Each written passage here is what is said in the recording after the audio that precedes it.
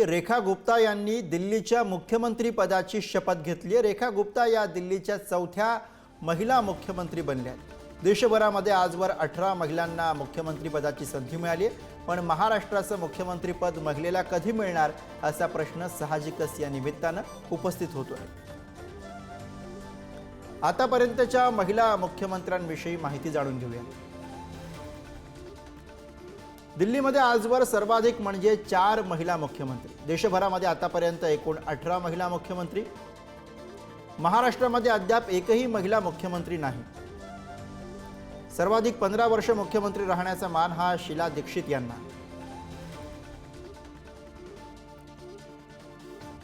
VN Janaki Ramachandran सर्वात कमी केवळ 23 दिवसांच्या मुख्यमंत्री। सय्यदा अनवर तैमूर या पहिल्या मुस्लिम मुख्यमंत्री। मायावती या पहिल्या दलित मुख्यमंत्री। काँग्रेस आणि भाजपच्या प्रत्येकी 5 महिला मुख्यमंत्री।